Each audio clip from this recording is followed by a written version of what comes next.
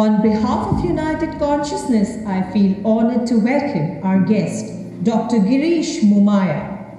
He is a director at Maharishi European Research University, a Dutch foundation providing training and service in Vedic education, Ayurveda, healthcare, and social well-being. Dr. Momaya is a director at the International Maharishi Ayurveda Foundation in Netherlands, a platform to integrate and bring all aspects of Ayurveda into the mainstream.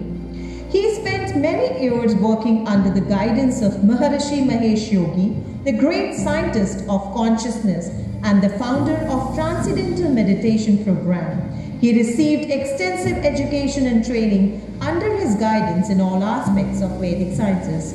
So I welcome Dr. Girish Momaya. Thank you. It has been great joy and honor to be present with you today and share some beautiful Vedic knowledge that comes from really great Vedic civilization of India. I would request the slides to start.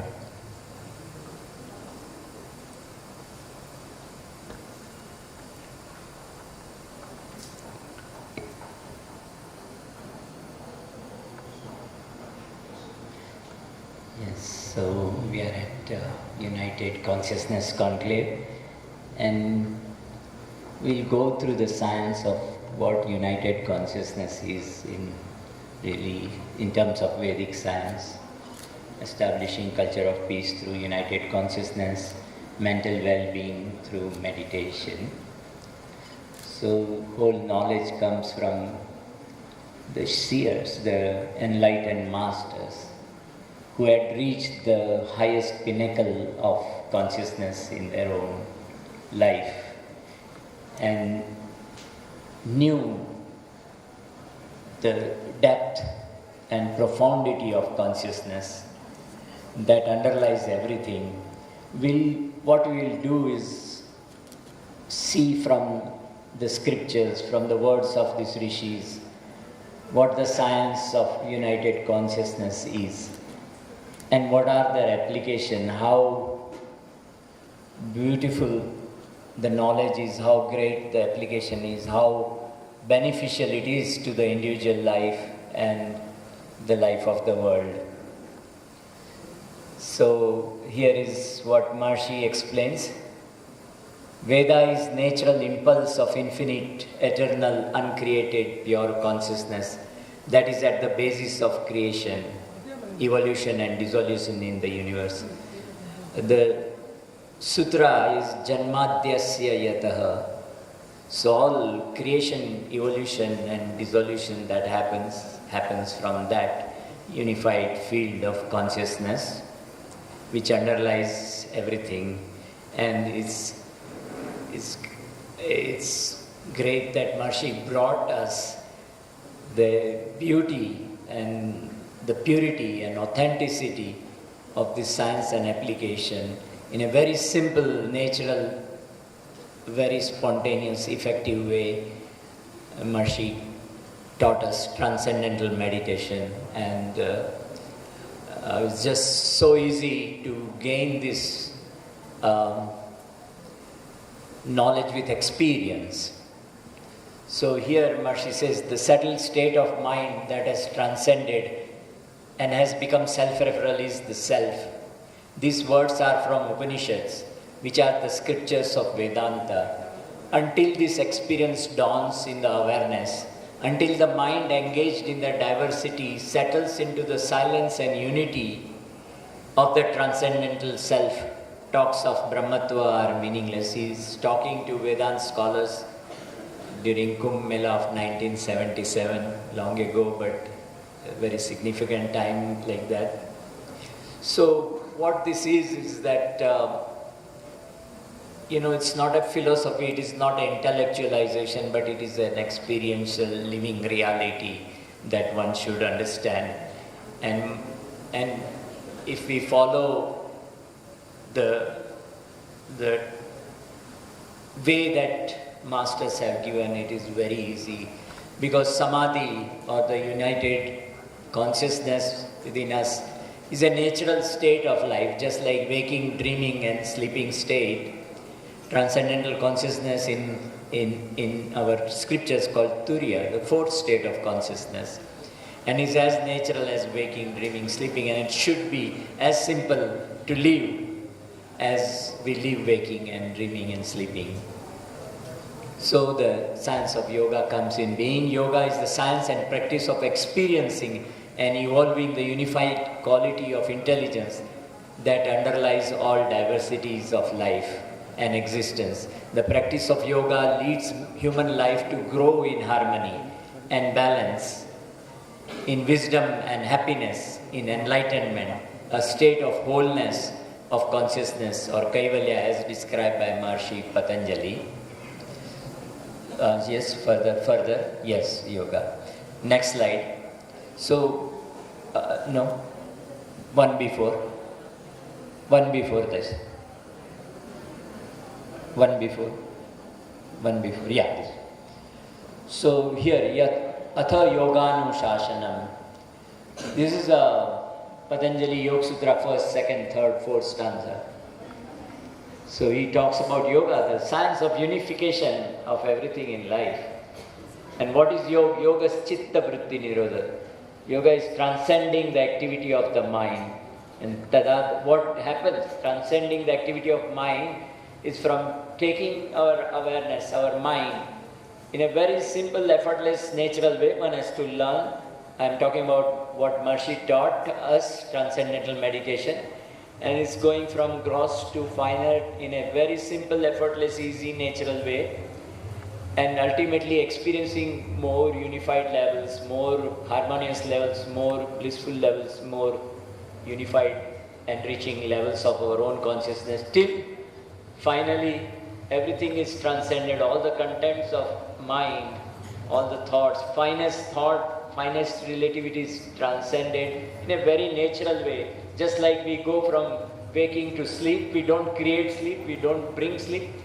It is naturally we go to sleep. Like that, the samadhi, once one knows how of awareness, then how it is described is an innumerable description in many scriptures. I read some. Shivam Shantam Advaitam Chaturtham Manyante Sa Atma Sa Vigeya. That reality which is Shivam, infinite silence, which is Shantam, infinite peace, which is Advaitam. No two. All this and that is transcended, is just one unified, that's we say united consciousness, just unified consciousness there.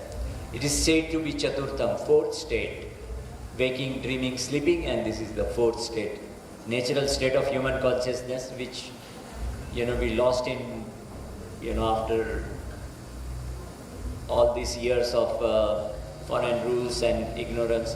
The Vedic knowledge was lost. Now Maharishi has revived, and he says, there it says, Sa Atma Sa Vigeya, that is Atma, that is to be known. So Atma va are, Drashtavya, Srotavya, Mantavya, Nidhi, Das, Sattva. So how important it is, that Atma alone, that state of simplest form of human awareness alone is worthy of seeing, hearing, contemplating and realizing. So what happens is, Nahi jnanena sadrisham pavitramih vidyate. This is from Bhagavad Gita. Tat swayam yoga sansiddha kale natmani vindati. Truly, there is in this world nothing so purifying as knowledge. He who is perfected in yoga of himself, in time finds within himself, this within himself means the enlightenment. So, experiencing transcendence and coming out into activity, and again meditating and coming out into activity, and again natural progression, the infusion of the being into our activity, into our day-to-day activity, into our other states of consciousness, waking, dreaming, sleeping, is a natural phenomenon, and in due course, when one is living that infinity within, one is living that freedom within, one is living that pure knowledge within, that is state of enlightenment. and one is not bound by anything and is, totally in tune with all the laws of nature, is one with natural law. And that is the great evolution of consciousness that we have missed in our life, that, the chance that this practice evolves consciousness beyond waking, dreaming, sleeping to higher states, cosmic consciousness, to higher state, God consciousness, to higher state, unity consciousness, Brahmi Chetna as it is known. So what is the quality of that state is pure bliss. We say Satchitananda, Atma is Satchitananda. What is that? Sat is one level of life which is never changing, Sat, non-changing. Chit is pure consciousness. And Anand is, quality is bliss, the happiness within.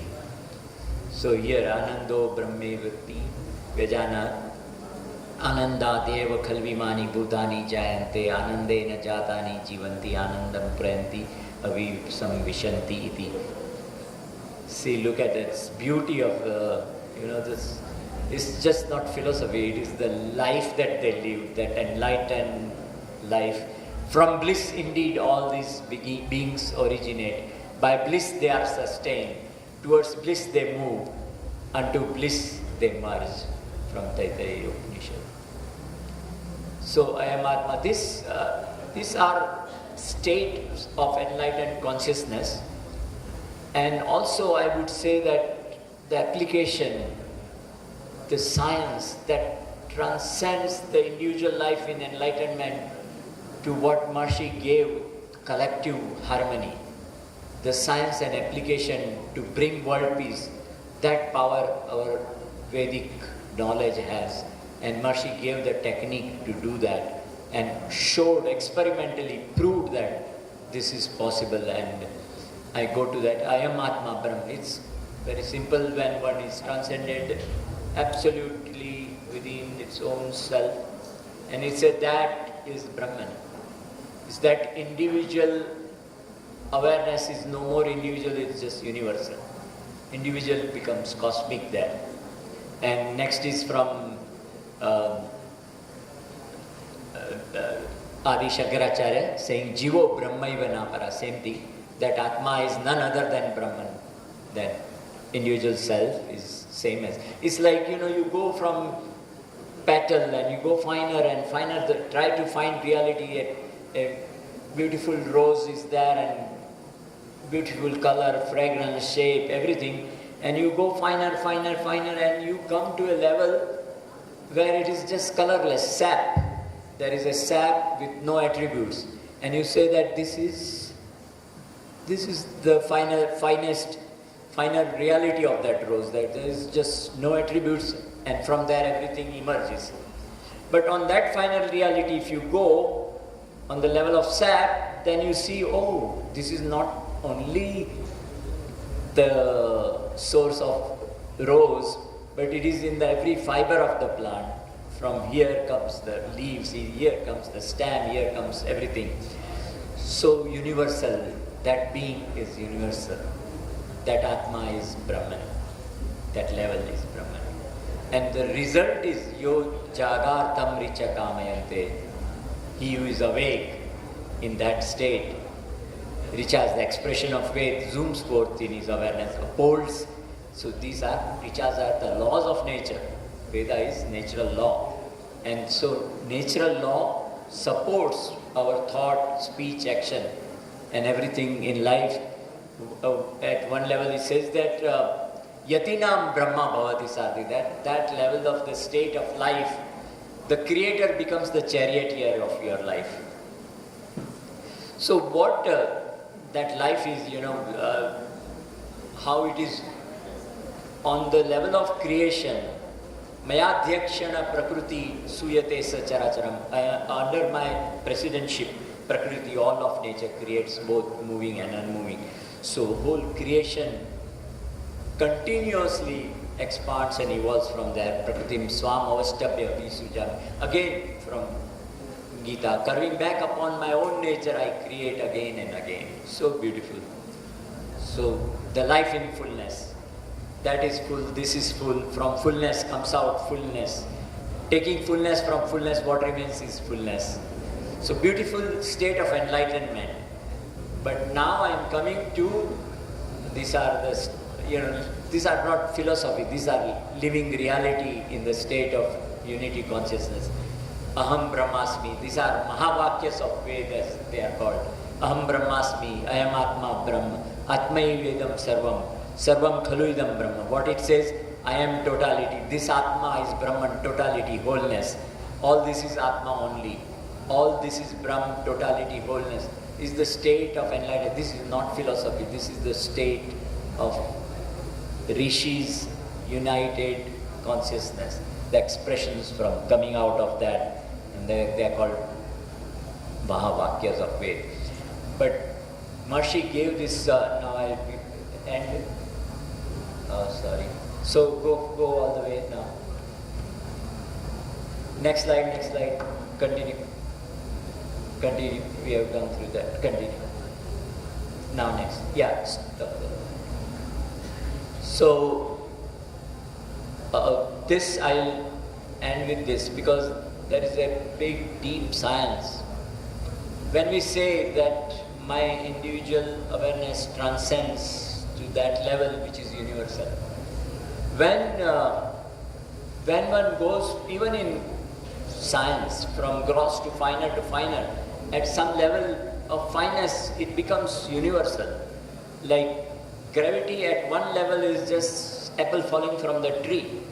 But when it goes to the level of Newton finds that level, that reality in nature, it's universal. Suddenly, finest level, it is everywhere, whole universe. Gravity is there, all the planets are moving with that. And so this consciousness, when transcended and nurtured there in our meditation, in the advanced practices, what happens is these impulses are not remaining individual. When collectively done, it's a very powerful impulse of harmony that goes everywhere. And it creates a change in collective consciousness, transformation in collective consciousness. This philosophy of collective consciousness is like this, that every individual is, by his thought and action, is influencing the collective consciousness. If he's stressed, he contributes to stress in the collective. If many individuals are stressful, the whole collective consciousness is chaotic, stressful, the crime increases, all kinds of negativity increases, society goes into very negative trends. But if we can transform it into positivity, and it is possible through collective practice of this advanced program of Maharishi, technology of unified field, and that is the application, that is the knowledge, that is the great heritage of Vedic civilization, that we can transform the world by influencing the collective, by producing indomitable influence of sattva in the collective consciousness. And this is the Somanasya Sukta, last verse of Rig Veda, and great revelation there, that how the harmony, what is the science behind the collective harmony in society. And it says, Samgachatvam, Samvadadam, Sambo Manasi Janadam. I'll read the translation to save time. Live in harmony together. Let your speech be in harmony together. Know your minds function from a common source in the same manner as all the impulses of creative intelligence, devatas, the laws of nature, before diversifying, remain together in oneness, united near the source. It's like when a seed, say mango seed, is there and it starts to sprout. Before sprouting, it swells. All the laws that are going to create the big, huge mango tree, healthy tree, they are lively. But there is no distinction. It's the just wholeness of that is about to sprout. There is no distinction from one to another. But all the laws are in that full power, full energy, full strength. So before creation begins, the laws of nature are in oneness. The para, prakriti, that level of prakriti which is not yet diversified but unified level. There only harmony is there. Only power to create and create and create in a very balanced way is there. So that is the science. So remain together, the laws remain together in oneness, united near the source. Integrated is the expression of knowledge. An assembly creates coherence in unity. United are your minds. Perform action in unified silence to generate wholeness of life. United be your purpose, harmonious be your feelings, collected be your minds, in the same way as all the diverse aspects of universe exist in togetherness, in wholeness. So, individual intelligence in tune with universal intelligence. Individual in that cosmic status. And all together, when the coherence is there, that coherence in collective consciousness, it affects, influences individual life. Individual life is progressive, individual life is positive, individual life is free from mistake and free from harming each other. So that is the big knowledge of Vedic civilization that is needed today to bring world peace, a permanent world peace, by creating coherence in collective consciousness. I will end my lecture here. Thank you.